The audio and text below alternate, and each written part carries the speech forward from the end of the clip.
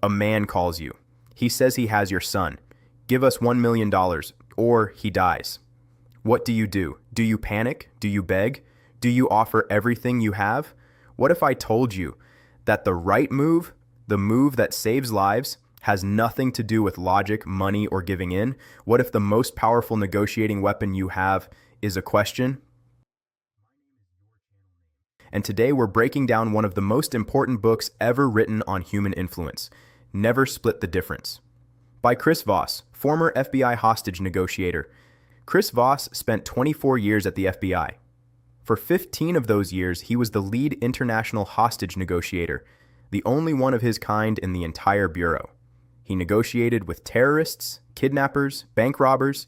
His tools had to work, because when they didn't, people died. Then one day, he walked into Harvard Law School and used those same tools against the world's best trained negotiators.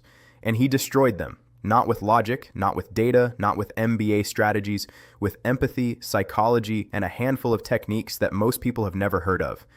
And today, you're going to learn the 7 core ideas from this book that will change how you negotiate forever. Idea number 1.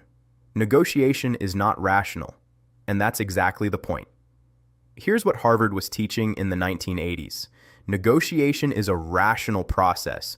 2 smart people both acting in their best interest working toward a logical solution. That model is wrong, and Chris Voss proved it.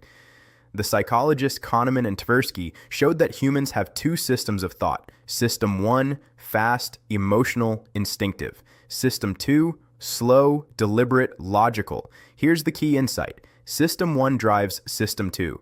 Your emotional reactions come first. Your rational justifications come second. So, if you walk into a negotiation trying to win with logic and perfectly rational arguments, you're playing the wrong game entirely. The FBI learned this the hard way after disasters like Ruby Ridge and Waco. No amount of rational strategy worked with people in emotional crisis. The answer? Tactical empathy. Understanding the emotional state of your counterpart first, before any logic ever enters the room.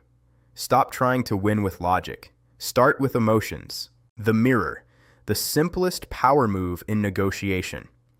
September 1993. Brooklyn. 2 bank robbers take hostages at Chase Manhattan Bank. It's Chris Voss's very first hostage job. After 5 hours of stalemate, Voss takes over the phone, and he uses one of the most deceptively simple techniques in the FBI playbook. Mirroring.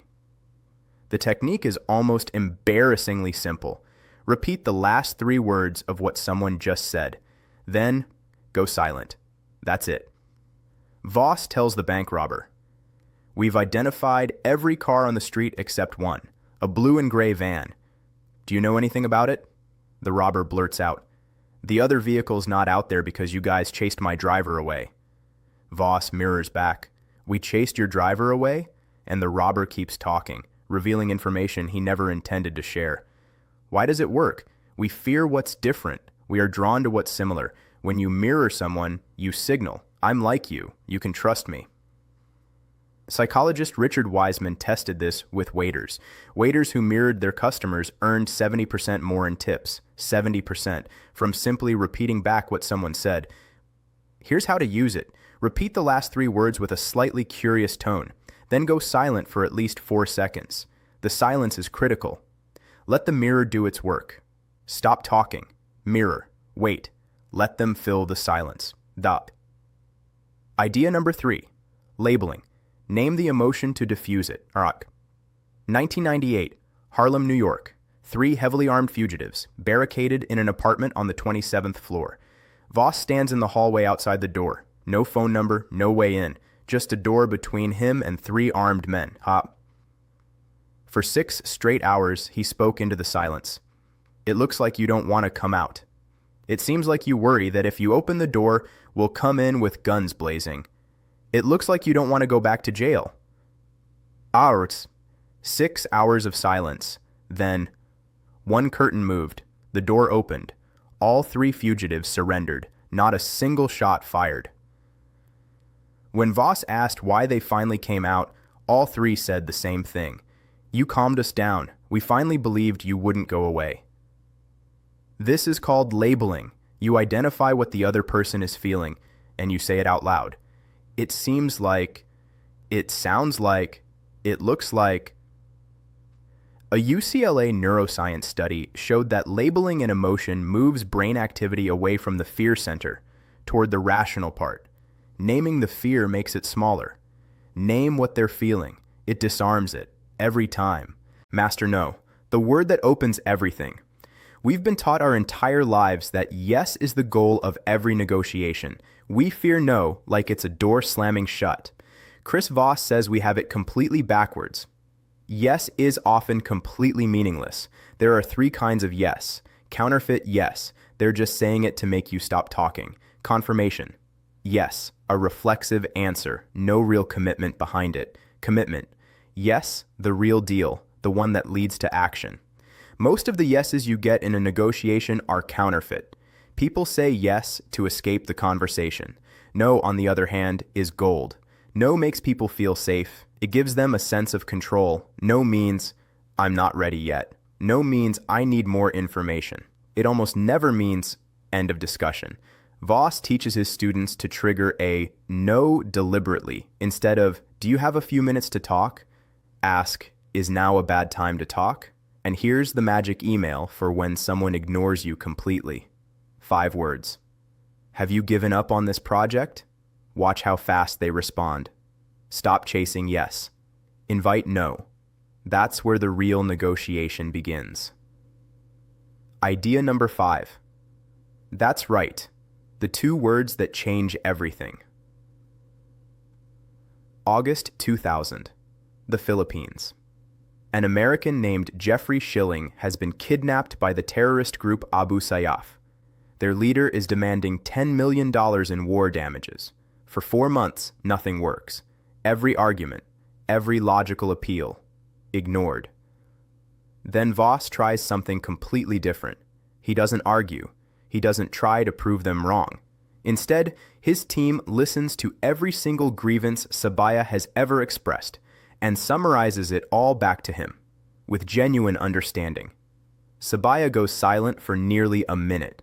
Then, that's right. The $10 million demand disappeared forever. Schilling escaped safely.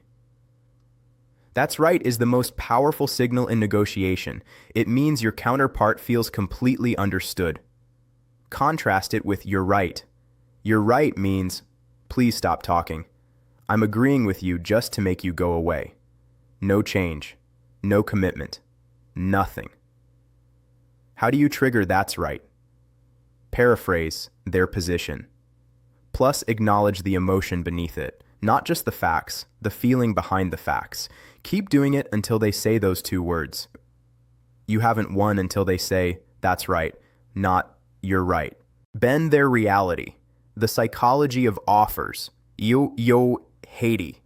A woman has been kidnapped. Ransom demand. $150,000. The family has maybe $10,000. Voss's goal, pay less than $5,000. How? Reality is not objective. Reality is a frame, and you can change the frame. 6 tactics. 1. Never split the difference. Splitting the difference sounds fair. It's a trap. 1 black shoe and 1 brown shoe is the worst possible outcome. Hold out for what you actually want. 2. Deadlines are almost always fake. Hiding your deadline actually hurts you. Don't be afraid of your deadline. Use it. 3. The F word, fair. When someone says, we just want what's fair, that's manipulation. Respond calmly. I apologize. Let's go back to where I started treating you unfairly and fix it. 4. Anchor with extremes. Go first with an extreme number to shift their expectations. A $400 product seems reasonable after a $600 anchor. 5. Use odd numbers. 37,263 feels more credible than 37,000. Odd numbers signal careful calculation, not a guess. 6. Loss aversion is your most powerful tool. People work harder to avoid losing something than to gain the exact same thing. Frame your offer around what they'll lose by saying no, not what they'll gain by saying yes. Back in Haiti, they paid $4,751. The aunt came home safe. Never compromise. Bend their reality with psychology, not logic. Calibrated questions. Give them the illusion of control. After the Philippines disaster, Voss rebuilt his entire approach from scratch. He discovered the most powerful tool in all of negotiation, the calibrated question. A calibrated question removes aggression from a conversation entirely. It gives your counterpart the feeling of control, while you are actually directing everything toward your goal. The rules are simple. Start every question with what or how, never why. Why sounds like an accusation in every language. Instead of, you can't leave, ask, what do you hope to achieve by going? Instead of, that's not enough, ask, how am I supposed to do that? A drug dealer accidentally discovered this. His kidnapper demanded money. The drug dealer said, how do I know she's all right? The kidnapper went silent for 10 seconds, then voluntarily offered to put the hostage on the phone. No argument. No concession, pure illusion of control. The key questions every negotiator needs. What is the biggest challenge you face?